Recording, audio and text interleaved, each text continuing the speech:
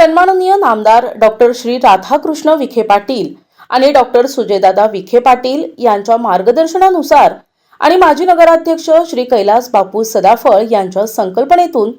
छत्रपती शिवाजीनगर मित्रमंडळ आणि छत्रपती संभाजी युवक मंडळ नवरात्र उत्सव सप्तशृंगी देवी वणीगड ते राहता